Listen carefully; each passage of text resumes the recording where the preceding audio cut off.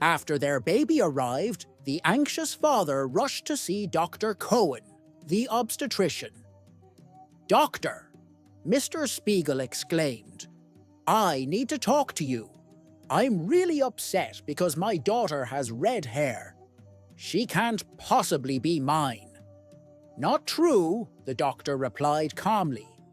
"Even though you and your wife have black hair, you might have an ancestor who contributed red hair to the gene pool." "Impossible," Spiegel insisted. "Our families have had jet black hair for generations." "Let me ask you something," Dr. Cohen said with a grin. "How often do you and your wife get intimate?" Spiegel looked a bit embarrassed. "Well, I've been super busy this past year. We only made love once or twice, every few months." "Ah, there you go," Dr. Cohen said with confidence. "It's just a bit of rust." Pastor Jim was walking home late one night when he noticed the whole village gathered at the local pub, celebrating loudly. Curious, he stepped inside, only to find all the men undressed and all the women blindfolded. Shocked, he exclaimed, "What in the name of the Lord is going on here?" One of the drunken men grinned and said, "Relax, Pastor Jim, we're just playing a game." "A game? What kind of game is this?" the pastor asked. "The women have to guess who's who, just by touch. It's all in good fun. Come join us." Pastor Jim shook his head. "I'm a man of God. I could never be part of something so inappropriate." The man chuckled. "Oh, come on, Pastor. Your name's already come up 6 times. Might as well join in." A politician visited a remote little rural village and asked the inhabitants what the government could do for them. "We have 2 big needs," said the village headman. "First, we have a hospital, but no doctor." The politician whipped out his cell phone, spoke for a while, and then said, "I have sorted it out. A doctor will arrive here tomorrow. What is your other need?" "We have no cell phone reception at all in our village." A man accepts a job in a village with no women. Once there, he asks a local, "There are really no women here?" "None." "So, how do you guys do when you need to have sex?" "There is a donkey close to the river for that." The man tries to ignore and go home, where he can see the river, and therefore the donkey. After months in that village, every day the donkey seemed a little more attractive, so one day when a few other men asked him if he'd like to go to the donkey with them, he accepted. When he is close to the donkey, the man puts down his pants, and one of the other locals yells, "What are you doing? Aren't we? Are you going to do the donkey thing? We are going to ride the donkey across the river so we can get to the other village where we can meet women." A 45-year-old woman comes home from her doctor's appointment, absolutely beaming with joy. Her grumpy husband looks up and grumbles. "What are you so happy about?" She grins and says, "The doctor told me I'm in fantastic health. He even said I have the of a 20-year-old. The husband rolls his eyes and scoffs. Then he smirks and says, "Oh yeah? And what did he say about your 50-year-old ass?" She shrugs and replies, "I don't know, he didn't mention you." A group of 40-year-old friends debated where to meet for lunch. After some discussion, they agreed on the Ocean View restaurant because the waitresses were stunning with gorgeous legs, dazzling smiles, and fantastic personalities. 10 years later, at 50, they debated again. They settled on the Ocean View restaurant because the food was great, the service was excellent, and the wine selection was top-notch. At 60, they had the same discussion. They chose the Ocean View restaurant because it was quiet, peaceful, and had a breathtaking ocean view. At 70, The debate continued. Once again, they picked the Ocean View restaurant because it was wheelchair accessible and had an elevator. At 80, they met to discuss lunch plans once more. After much thought, they happily decided on the Ocean View restaurant because they had never been there before and heard it was quite nice.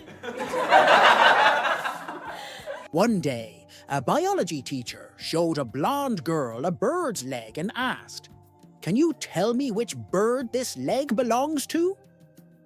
The blonde girl, confused, replied, "I don't know." Frustrated, the teacher said, "You failed the test. Now tell me your name."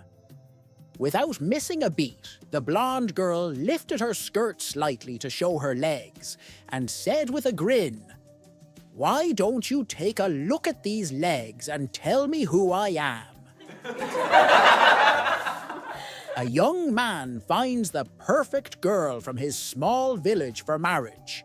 He asks his father for his blessings, but the father tells him that he was around in his youth and that the girl he wants to marry is in fact his sister.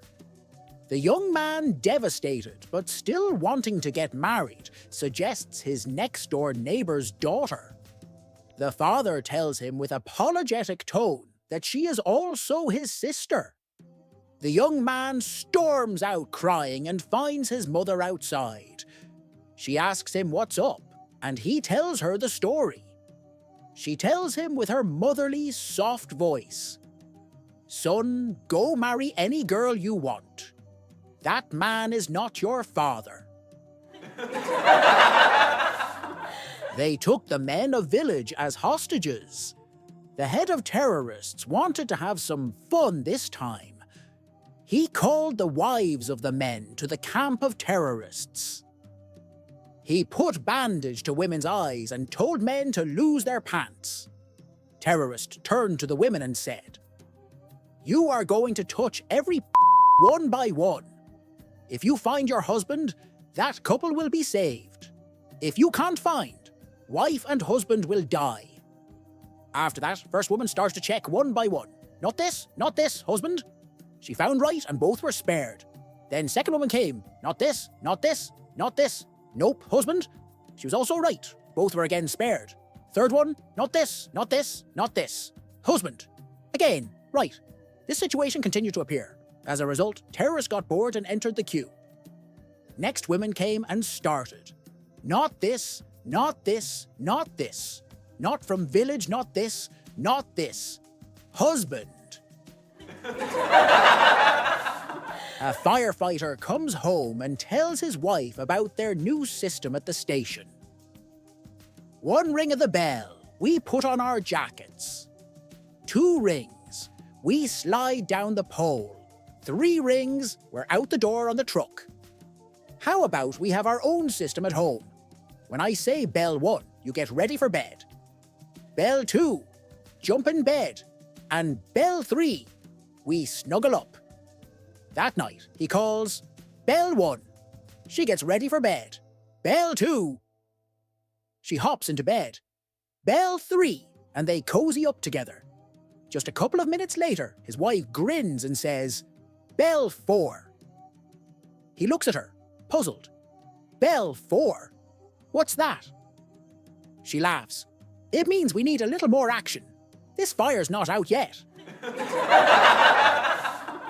A woman sits across from her lawyer, determined to get a divorce. Lawyer. All right, before we proceed, we need a valid reason. Is he refusing to give you money? Woman. Money? If he so much as hides a single dollar from me, I won't cook for him for 3 days straight. Lawyer. Okay. Is he physically abusive? Woman. Him? Please.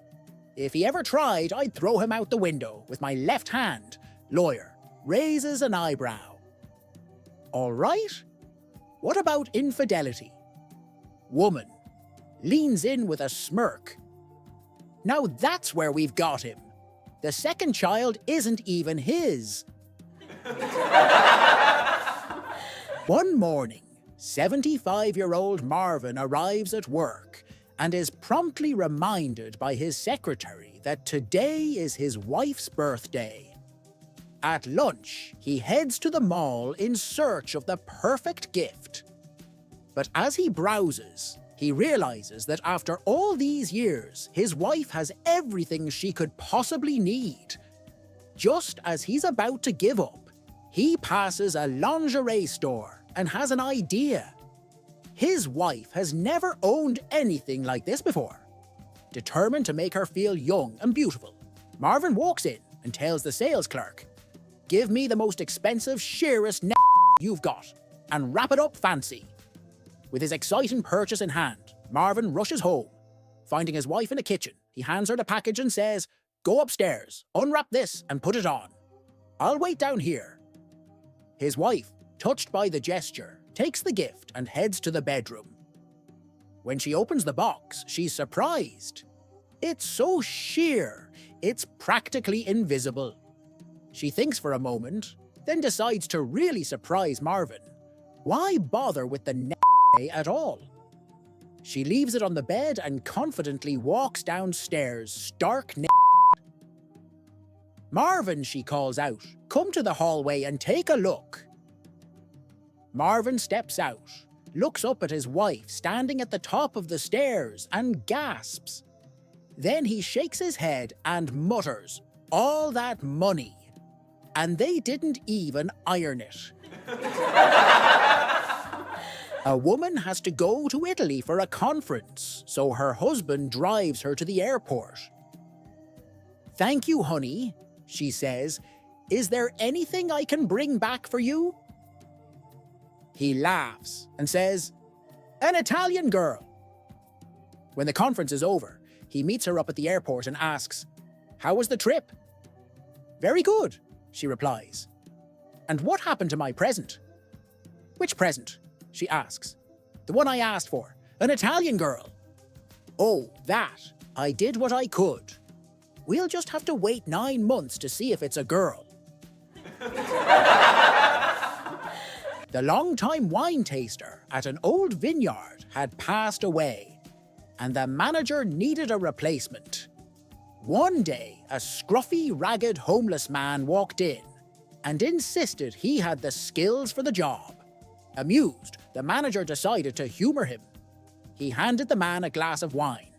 The man swirled, sniffed, sipped, and spit. "Red wine Merlot. 3 years old, grown on the south slope, aged in oak barrels." The manager raised an eyebrow. "Impressive." He handed him another. The man tasted and nodded. "Cabernet, 8 years old, from the northeast slope, stored in steel vats." Now, thoroughly intrigued, the manager exchanged a glance with his secretary and smirked. She returned with a mystery glass. The man took a sip, paused, and then announced, "Blonde, 27 years old, 3 months pregnant, and if I don't get this job, I'll tell you who the father is." A ventriloquist is on stage, cracking jokes when he drops a blonde joke into the mix. A blonde woman in the audience crosses her arms and stands up. "Excuse me, how does my hair color have anything to do with my intelligence or worth as a person?" The ventriloquist, looking flustered, immediately apologizes. "You're absolutely right. I won't tell any more blonde jokes." The blonde waves him off. "Oh, I wasn't talking to you. I was talking to the little guy on your lap." A comedian shows up at his gig at an old age home. The director says, "Listen, we're thrilled that you're here. It's very rare that we get entertainment. You see, everyone here has Alzheimer's." The comedian says, "Well, that doesn't sound too good." "No," says the director. "They'll love you. They will be so happy to get some entertainment. Please, you'll see." So the comedian goes out and tells his first joke. Big laugh, huge. He thinks, well, that's a good start. So he decides to tell the same joke again. This time he gets an even bigger laugh. So he tells it again. Gigantic laugh. The audience has fallen out of their seats. He tells the same joke a few more times. Each time he gets an even bigger response. The whole time there's a guy in the back watching the show.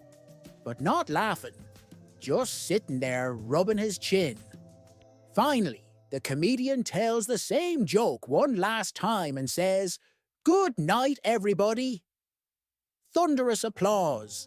Huge standing ovation. As he's leaving, the comedian walks past the guy in the back. The guy says, "That's quite a show you just did there." The comedian says, "Thank you very much." The guy says, "Let me ask you something. How do you remember all of those jokes?" One day, Billy's teacher asked him, "I heard your mom had a baby. What did she have?" Billy paused and thought for a moment and said, "I think she had a bicycle." Now, Billy, you know that your mom didn't have a bicycle. What did she have? Maybe it was a tricycle. Billy, don't stand there and lie to me. We're going to the principal's office right now. The teacher grabbed Billy and escorted him to the principal's office and explained what happened. The principal looked sternly at Billy and said, "Stop lying, Billy. You know your mom didn't have a bicycle or a tricycle. What did your mother have?" Billy looked up, fear in his eyes, and said, "Well, maybe she had a go-kart. That was more than enough. I'm calling your mother right now." Soon, Billy's mother arrived at the principal's office. It seems that Billy has decided to start telling lies. His teacher asked him what you recently had, and he said a bicycle, then a tricycle, then a go-kart. Billy's mother teared up and, through her sobs, replied to the principal and teacher, "No." Sadly, I had a miscarriage. Billy sat up straight and said, "I knew that thing had wheels." A teacher asks her class to use contagious in a sentence. A teacher asks her class to use the word contagious in a sentence. Sally, the class genius, raises her hand and says, "Last year I got the mumps and my mom said it was contagious." "Very good," says the teacher. "Would anyone else like to try?" Little Johnny raises his hand and stands to give his answer. "Our next-door neighbor was painting her house by hand, and my dad said it would take the contagious." A Texan farmer takes a trip to Australia and strikes up a conversation with an Aussie farmer. The Aussie proudly shows off his massive wheat field. The Texan smirks and says, "That's nice. But back in Texas, our wheat fields are at least twice as big." They continue walking, and the Aussie points out his herd of cattle. The Texan chuckles. "Not bad, but in Texas, our longhorns are twice the size of your cows." The conversation starts to fizzle out when suddenly a group of kangaroos comes bouncing across the field. The Texan's eyes widen. "Well, I'll be. What in the world are those?" The Aussie, without missing a beat, gives him a puzzled look and says, "Mate, you don't have grasshoppers in Texas?" A young doctor had moved out to a small community to replace a doctor who was retiring. The older doctor suggested the young one accompany him on his rounds, so the community could become used to a new doctor.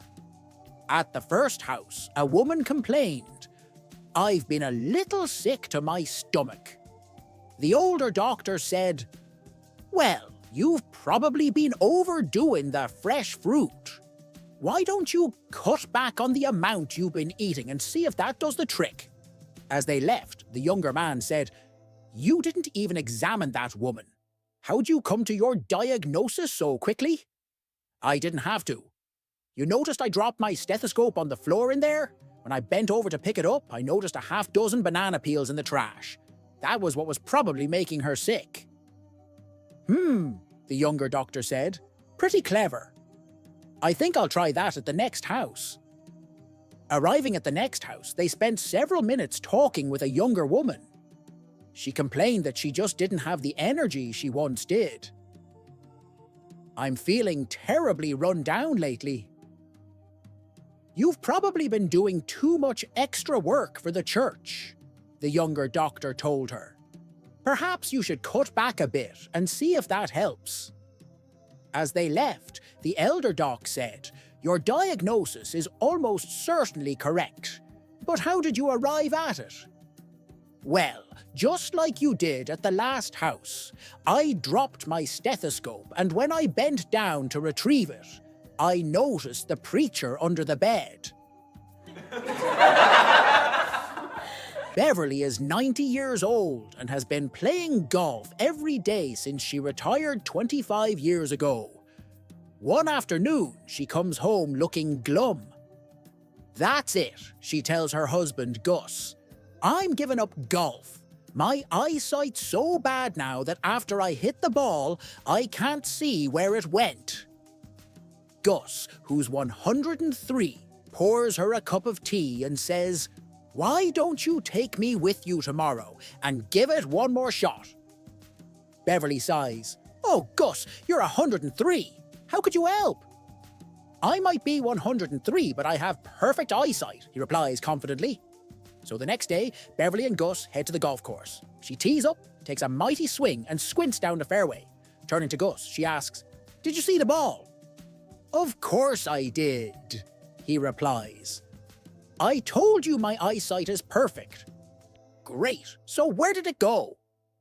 Gus pauses, thinks for a second, then shrugs. "I forgot." A baby is born with light skin and fair hair. The expectant father, whose features are quite dark, is outraged. He gathers his weapons and heads straight for the only fair-skinned man in the entire region. A missionary, the next village over, who bears a striking resemblance to this newborn child. The man storms straight into the missionary's room. "How do you explain this?" he demands. The missionary, desperate from the predicament he has found himself, points out the window. "Look to the field," he says. "The sheep that graze there are white, and yet that one right amongst them is completely black. This is God's way." "Oh, okay, I understand," the villager says. "I won't say anything about the baby if you don't say anything about the sheep."